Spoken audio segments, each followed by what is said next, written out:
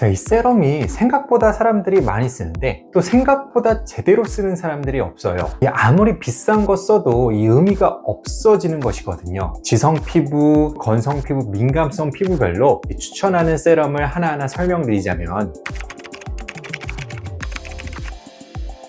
안녕하세요, 피부왕 정인입니다. 요새는 화장품에 대한 관심이 다들 많으시죠. 특히 피부 컨디션을 확 바꾸기 위해 유효 성분이 진하게 담겨있는 세럼을 많이들 쓰시는데요. 하지만 세럼이라고 무조건 좋은 것이 아닙니다. 제대로 사용하지 않으면 하나도 효과는 못 보고 돈만 날리게 될 수도 있거든요. 자, 오늘은 이 세럼을 올바르게 사용하는 방법이 무엇인지, 사람들이 세럼을 사용할 때 가장 많이 실수하는 포인트는 무엇이 있는지 하나하나 알아보도록 하겠습니다. 바로 시작합니다.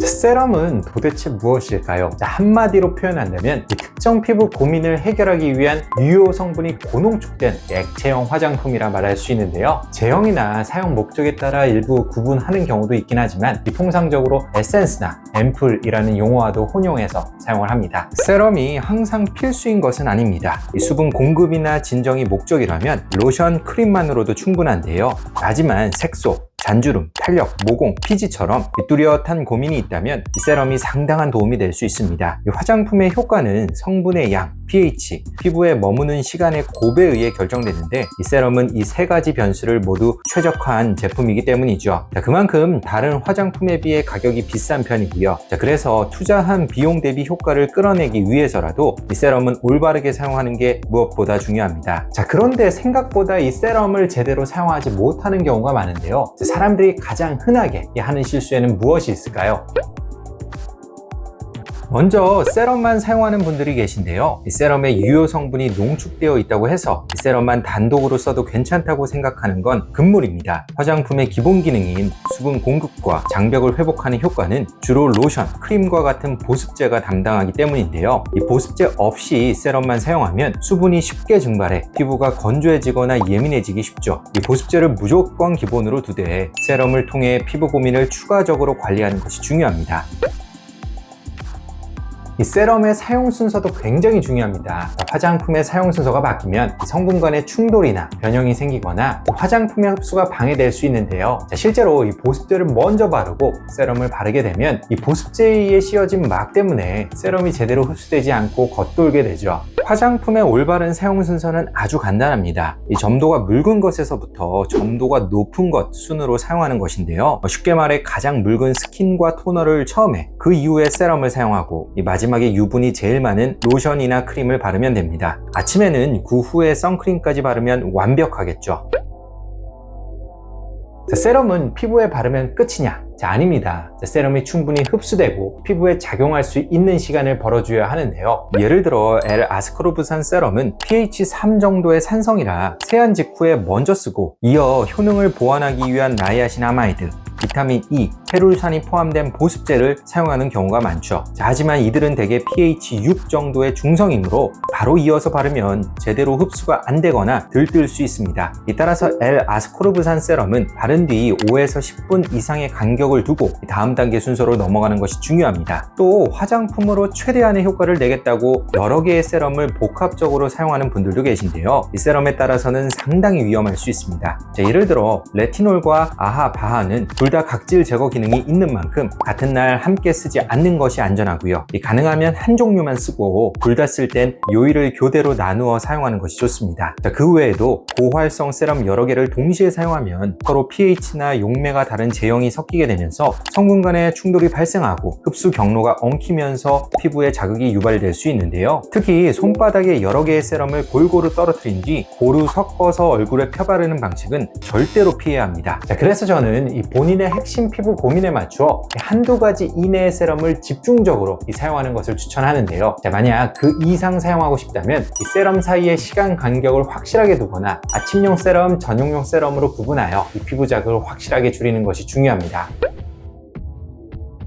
세럼을 사용할 때 또 하나 많이들 하는 실수가 이 적정량을 지키지 않는다는 점인데요. 이 세럼이 대체적으로 고가이다 보니 아껴 쓰기 위해 진짜 조금씩 이 한 방울만 똑 떨어뜨려서 사용하는 분들이 계세요. 또 반대로 좋은 거니까 많이 바를수록 좋겠지 라고 생각해서 얼굴에서 줄줄 흐를 만큼 많이 바르는 분들도 계시고요. 하지만 둘 다 올바른 방법이 아닙니다. 너무 적게 바르면 효과가 미미하고 너무 많이 바르면 로스도 많고 다음 단계의 화장품이 제대로 흡수될 리가 없겠죠. 자, 그렇다면 얼마나 바르는 것이 적당할까요? 자, 먼저 제품 사용법을 확인하는 게 좋은데요. 구체적으로 몇 방울을 쓰라고 제시되지 않은 경우에는 관용적으로 얼굴 기준 2에서 4방울이 적정량입니다. 쉽게 말해 양볼과 이마에 각각 한 방울씩 총 3방울을 기본으로 하되 얼굴 면적이나 피부 상태에 따라 한 방울을 더하거나 빼면 되고요. 만약 목까지 바른다면 얼굴 사용량의 절반 정도를 추가하면 됩니다.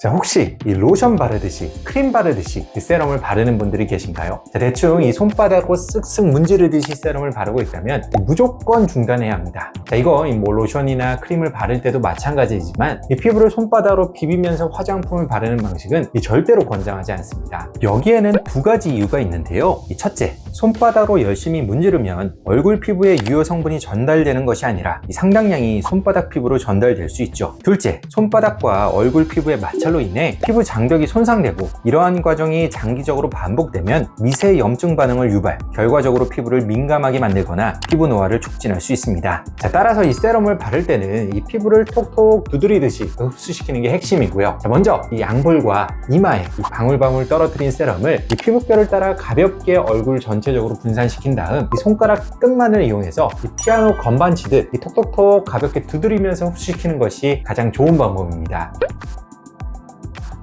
또 하나 세럼을 사용할 때 주의해야 하는 요소 중 하나는 위생관리입니다. 스포이드로 한 방울씩 피부에 똑똑 떨어뜨리는 방식이다 보니 잘못하면 스포이드의 끝이 피부에 닿을 수 있는데요. 스포이드의 끝이 피부에 절대 닿지 않게 관리해 주시는 게 중요합니다. 자, 이는 제품의 오염을 막고 유효 성분이 산화되는 것을 예방하기 위함인데요. 특히 L-아스코르브산은 원래부터 안정성이 굉장히 낮은 성분이기 때문에 사소한 실수만으로도 쉽게 산화되어 효과가 사라져 버리는 경우가 많습니다. 비싼 돈을 주고 샀는데 다 사용하지도 못하고 버려야 하는 것만큼 안타까운 일이 없죠. 세럼을 안정적으로 오래 사용하기 위해서는 위생관리에 꼭 주의를 기울여야 합니다. 자, 세럼이란 이 특정 피부 고민을 해결하도록 설계된 화장품이지만 이 피부 고민과 컨디션은 시시각각 수시로 변합니다. 자, 옷도 뭐 여름옷, 겨울옷 다르게 입듯이 세럼 또한 피부 고민과 상태에 따라 교체해야 하는데요. 한 가지 세럼만 무심코 계속 쓰다가는 이 변화하는 피부 상태에 적응하지 못하고 오히려 피부에 독이 되기도 하죠. 예를 들어 피부가 살짝 따갑고 붉어지거나 미세각질이 올라온다면 이는 평소보다 민감해졌다는 신호인데요. 자, 이때 아하 바하가 들어있는 세럼이나 L-아스코르브산, 레티놀 같은 피부를 자극할 수 있는 성분이 포함된 세럼을 그대로 쓰면 위험할 수 있죠. 세럼을 잠시 중단하거나 용량과 빈도를 낮추어 사용하도록 하고요. 보습제의 양을 늘려 보습과 진정에 집중할 필요가 있습니다. 만약 여름이 되어 피지와 땀 분비량이 증가했다면 세럼의 제형도 가볍게 바꾸는 게 좋은데요. 너무 오일리한 제품은 번들거림과 면포를 만들 수 있기 때문에 수분감이 충만한 에센스 형태로 바꾸는 게 유리합니다. 피부과 시술을 정기적으로 받는 분들이라면 시술 전후로도 주의가 필요한데요. 피부 각질층을 깎아내는 레이저나 필링을 받았다면 시술 전후 3-4일 정도는 L-아스코르브산, 아하바하, 레티놀 등의 고활성 세럼은 잠시 중단하는 것이 좋고요. 나머지 화장품도 의사의 지시에 따라 진정, 보습, 재생 위주로 재구성하면 피부 회복에 도움이 됩니다.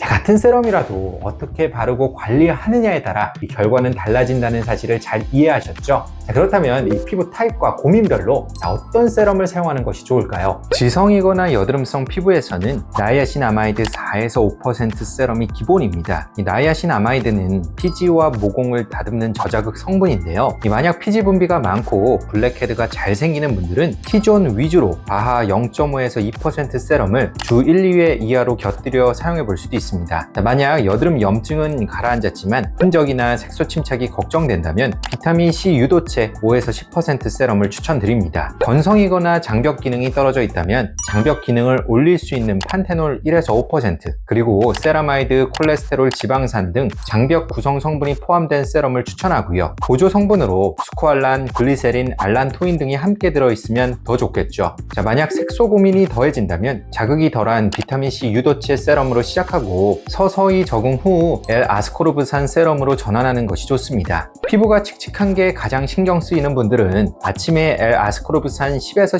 15% 세럼을 사용하는 것이 무난하고요. 당연히 자외선 차단제는 철저히 발라야겠죠. 자, 저녁에는 다른 색소 생성 경로를 차단하는 나이아신아마이드 4에서 5% 혹은 투라넥 3산이나 알부틴이 포함된 세럼을 사용하면 이중으로 색소 생성을 차단할 수 있어 개선 효율을 더 높일 수 있습니다. 전반적으로 탄력이 떨어지고 잔주름이 많은 피부에서는 저녁에 레티놀 레티날 세럼을 주력으로 사용해야 합니다. 자극감이 있는 성분이므로 저농도 저빈도에서 시작하여 서서히 증량하는 과정을 거쳐야 하고요. 예민한 피부라면 크림, 레티놀 레티날 크림 순서로 바르는 샌드위치 도포법을 사용하면 자극을 다소 줄일 수 있죠. 또한 아침에는 비타민 C, 비타민 E, 페롤산의 복합 세럼을 사용해 항산화 효과를 극대화하면 산화 스트레스에 의한 노화 또한 예방할 수 있습니다. 아주 피부가 민감하여 홍조가 심한 분들은 피부 진정을 돕는 성분을 우선적으로 추천드리는데요. 예를 들어 나이아신아마이드 2에서 3%, 마데카소사이드, 센텔라 추출물, 아줄렌, 감초 추출물 등이 대표적입니다. L-아스코르브산, 아하바하, 고농도 레티놀은 장벽 기능이 정상화될 때까지 피하도록 하고 에센셜 오일이나 알코올 함량이 높은 세럼도 피하는 것이 좋습니다. 자, 오늘은 이 세럼의 올바른 사용법에 대해서 자세하게 알아보았는데요.